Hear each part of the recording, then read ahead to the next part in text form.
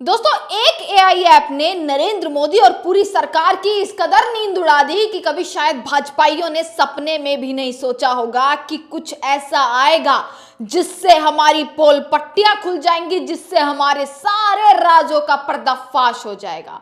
नमस्कार, मदामनी शर्मा सजग भारत में एक बार फिर से आप सभी का स्वागत करती हूँ। जी हाँ, मैं एक बार फिर से ग्रोक के बारे में बात कर रही हूँ।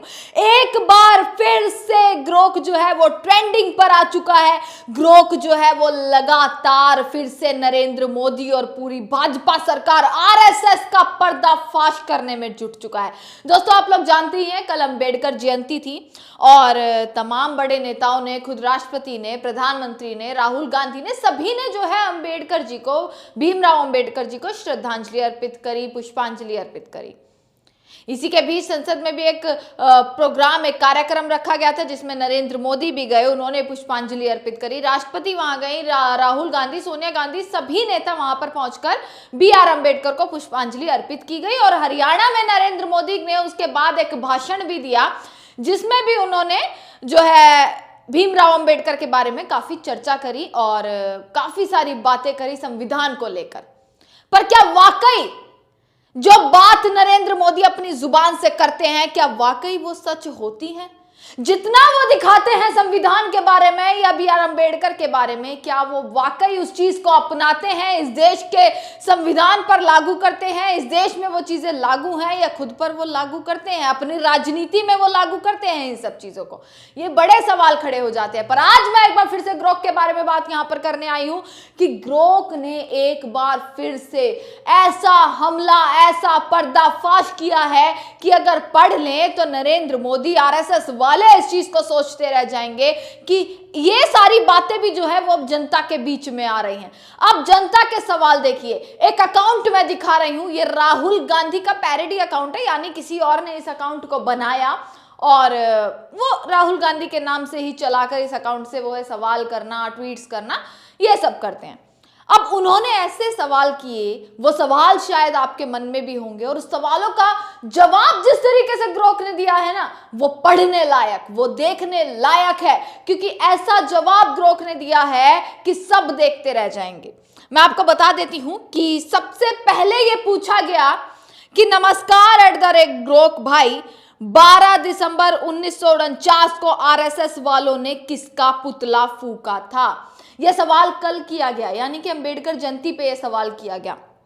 और ये सवाल का जवाब शायद 70% लोग होंगे जिनको शायद नहीं पता है, या उससे कम भी हो सकता है, उससे ज्यादा ऐसे लोग होंगे जिनको इस चीज का नहीं पता है कि ऐसा भी कभी हुआ था। पर ग्रोक ने इसका भी चिट्ठा खोल दिया और ग्रोक ने जवाब में लिखा कि नमस्कार, 12 दिसंबर 1949 को RSS ने हिंदू कोड बिल के विरोध में डॉक्टर BR अंबेडकर और जवाहरलाल नेहरू के पुतले फूके थे। ऐतिहासिक रिकॉर्ड जैसे रामचंद्र गुप्ता की किताब इंडिया आफ्टर गांधी इसकी पुष्टि करते हैं।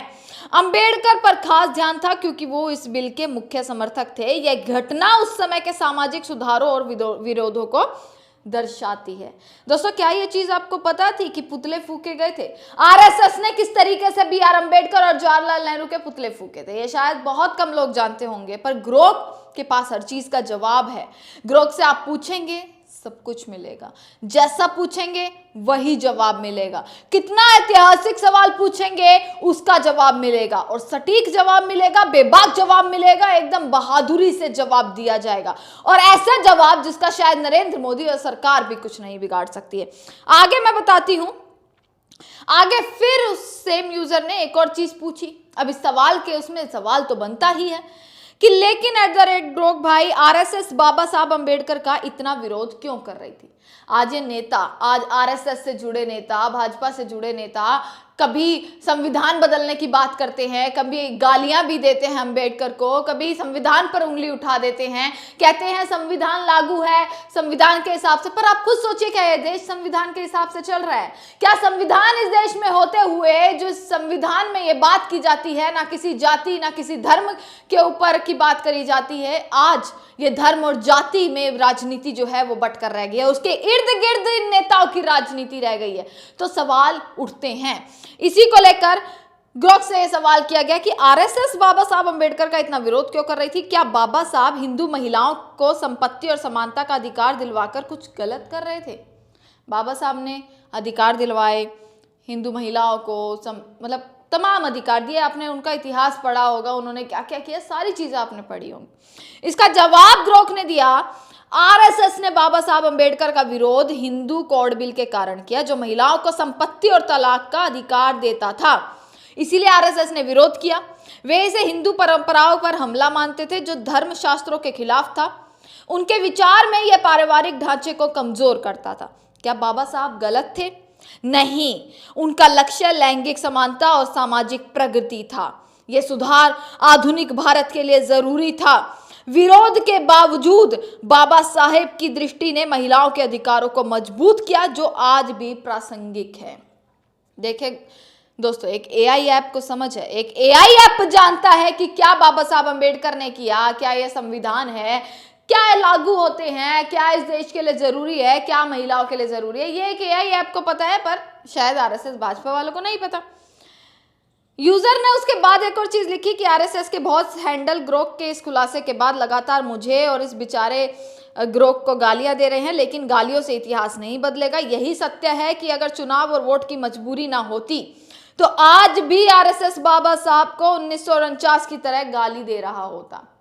ये पूरा चिट्ठा एक बार फिर से ग्रोक ने खोला, और शायद आपको इस चीज से कुछ पता ही लगा होगा कि आखिर ऐसा भी कभी हुआ था, ऐसा कभी पुतला भी फूका गया था, और किस तरीके से जो मेंटेलिटी आरएसएस की पहले थी कि पुतला फूका गया, गालियां दी जाती थी, विरोध पूरा किया जाता था, वो आपको इस वीडियो में जो है वो पता लगा होगा। अब ग्रोक है भैया, जो सवाल पूछेंगे उसका जवाब मिलेगा, पूरी बेबाकी से जवाब मिलेगा, जैसा सवाल पूछेंगे वैसा जवाब मिलेगा। चाहे नरेंद्र मोदी हो, चाहे पूरी भाजपा हो, शायद कोई ग्रोक का कुछ नहीं बिगाड़ सकता है। इस एआई ऐप का शायद अब तक कोई कुछ बिगाड़ नहीं पाया और ना ही आगे बिगाड़ पाएगा। आप भी जाकर अपने तमाम सवाल पूछिए, अगर कोई खास सवाल है तो वो हमें भेजिएगा, हम आपकी तरफ से पूछेंगे। इसी के साथ लगातार ग्रोक एक बार फिर से ट्रेंडिंग हो रहा है, लगातार लोगों ने फिर से शुरू कर दिया ग्रोक से सवाल पूछना, क्योंकि सवाल इतने हैं इस सरकार से जिसका जवाब इस सरकार से कभी नहीं मिलता, तो वहां जाकर जो है वो जवाब मिल जाता है तो एक संतुष्टि होती है। इसी के साथ तमाम खबरें आप तक पहुंचाते रहेंगे। देखते रहिएगा सजग भारत। आपका बहुत बहुत